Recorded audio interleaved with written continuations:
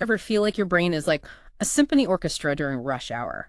So much going on. This excerpt you sent about brain architecture. Yeah, totally grabbed my attention. It's like not just some dry textbook. It's like the author looked at the human brain and said, this is art. And it really is. Like, people get caught up marveling at man-made stuff, right? That's nature's most insane creation. We're talking billions of neurons networked in a way that makes, like, Silicon Valley look amateur. Okay, now you've got me hooked. Billions, you say. This excerpt, it used this metaphor I loved, comparing the brain to a city. So those neurons are like the city's people? Think of them as the citizens, yeah. Yeah. All sending and receiving messages constantly. And just like any city needs infrastructure, our brains have glial cells. They're, I think, the unsung heroes, providing support, nourishment, even insulation for those neurons. Hold up, insulation? Are you saying my brain cells have insulation like electrical wires? Exactly. Some glial cells, they wrap right around the neuron's axons. Those are the communication lines forming something called a myelin sheath. That insulation, crucial. It speeds up those electrical signals, makes our brains super efficient, like upgrading from dial-up to, high-speed internet. Wow, so even at the cellular level, we're talking optimization. That's wild. But going back to those neuron citizens, what are they actually doing in the city? Neurons, they're the communicators. Each one has a cell body, like its HQ, and dendrites. Imagine those as like branch-like antennas, picking up signals from other neurons. Okay, so dendrites are the antennas, and the axon is like the transmitter, right, sending signals out. Nailed it. The axon is that long fiber carrying the message to other neurons or muscles, even glands. And the way they transmit is fascinating. Think of a relay race, but instead of a baton, they're passing neurotransmitters. Those chemical messengers. Right. Okay, so I'm picturing these little couriers sprinting across tiny gaps between neurons, carrying messages like, move your hand, or, I don't know, remember this song. Love it. And here's the cool part. The more those couriers run a certain route, the stronger and faster that connection becomes. It's essentially how we learn, how we form memories. So our brains are constantly like rewiring based on what we do. No wonder they say use it or lose it. 100%. And you know those glial cells? Way back when, scientists thought they were just there for support. Now we know it's way more active. They're like the city planners, the maintenance crews, the traffic lights even, making sure everything runs smoothly. It's not just about the neurons then, it's the whole system, which I guess is a good segue into how these individual neurons form bigger structures, those specialized districts in our city, right? You're reading my mind. Let's dive into those next. Okay, so we've walked the streets of our brain city, right? Met the neuron citizens, seen those glial support crews hard at work. But how do billions of these tiny things actually become like a functioning city? So think of it this way. You've got individual neurons. Those are like houses in our city. Now imagine groups of houses, they form little neighborhoods. In the brain, we call those microcircuits. Tiny clusters of neurons, all working together. Okay, I'm picturing those cute cul-de-sacs where everyone gossips. But this is the brain, so the conversations are probably more complex than book clubs and stuff. A little more technical, yeah. Those microcircuits, that's where the real information processing kicks off.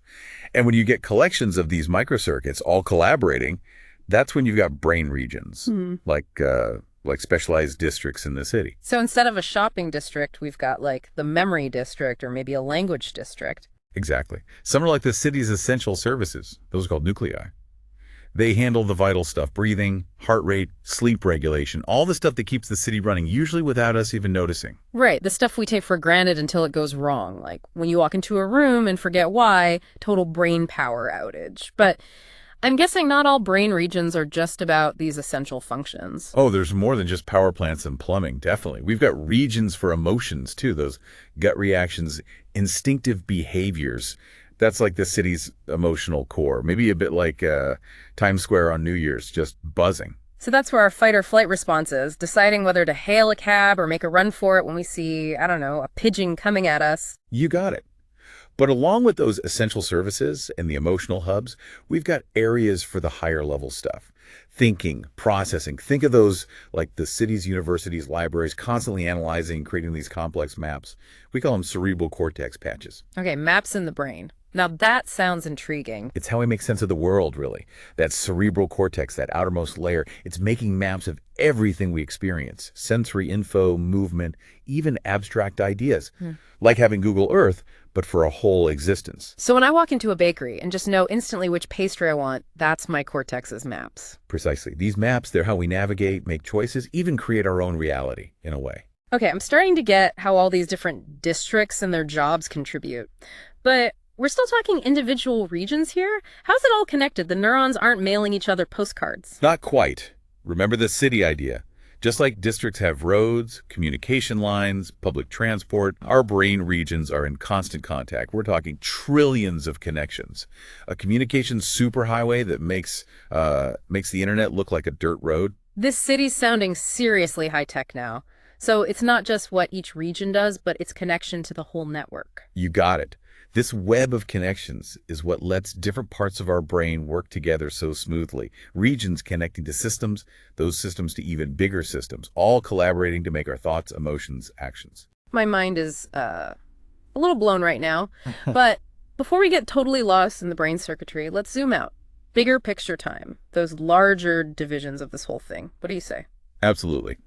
Let's shift gears a bit. Look at that bigger picture organization. So we've gone from like neuron cul-de-sacs to this whole brain city highway system. We've zoomed out quite a bit, yeah. But there's one more level I'm curious about.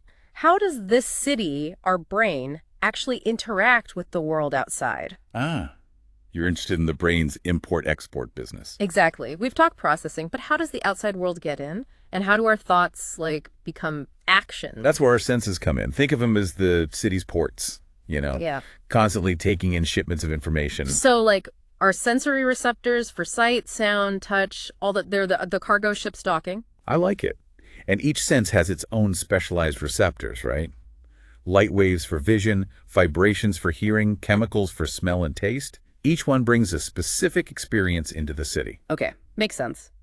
But sometimes the city gets noisy, overwhelming. How does our brain decide which shipments are actually important? We don't pay attention to everything we see and hear all the time. That's what's so amazing. It's selective attention. Like having a team at the ports, screening everything that comes in, flagging the important stuff. So it's not just receiving, it's like filtering too. Exactly. And here's where it gets really wild. Those higher level brain regions, the ones making decisions, they can send messages back to the senses. Wait, so it's two-way. The brain isn't just listening, it's sending instructions back out. Precisely.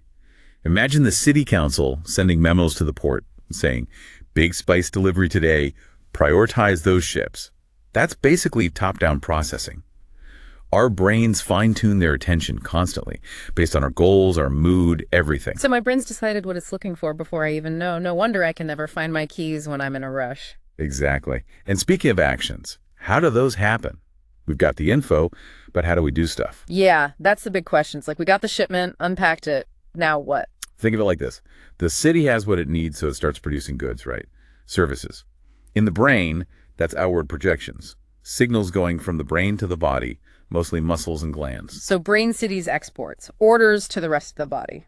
Exactly. When you decide to pick up your coffee, bam, your brain sends messages down the spinal cord out to those arm and hand muscles, a whole symphony of movement. And we don't even realize how complex it is. Just happens instantly. Amazing, isn't it? Yeah. And it's not just physical stuff. Remember the glands.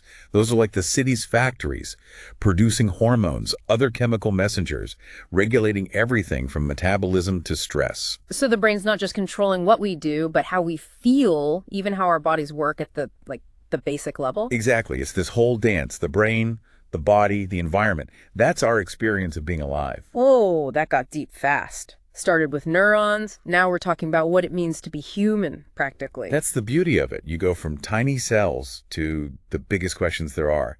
Consciousness, existence, all that. And speaking of big questions, there was this thing in the excerpt, mind-brain equivalence. Can you explain that in a way even I can understand? It's a fascinating idea. It caused lots of debate. Basically, it says every thought, feeling, memory, it all comes down to actual physical stuff in your brain. The mind is just what the brain does. That's the idea. So if we could zoom in on the brain, like really close, we'd see thoughts flashing like neon signs. Love that image. We're not quite there yet, but brain imaging is getting closer. The more we learn, the more blurry that line between mind and brain gets. That's, I don't know, amazing and kind of creepy at the same time. If it's all just electrical signals, chemicals, does that mean free will is fake? Are we all just robots running on a program? Philosophers would say that's the million-dollar question. But here's the thing. Even if our brains are biological machines, they're incredibly complex. They change, they interact. That, to me, says there's still room for choice for impacting our lives. Okay, that's reassuring. Like, sure, there are rules, but within those rules, we can still improvise, be creative, have those aha moments. That's what makes us human. Exactly. And the more we learn those rules, how our brains work, the more we can unlock our potential, live better, more aware, all that. Perfect note to end on. My brain's definitely gotten a workout today. That was a deep dive. Mine too. But the good kind of tired. The kind that comes from realizing how much more there is to discover. Well said. And to our listener, thank you for taking this journey with us, exploring this amazing brain of yours. Every thought, feeling, experience is all happening in there. Keep those neurons firing, keep those connections strong, and we'll see you on the next deep dive.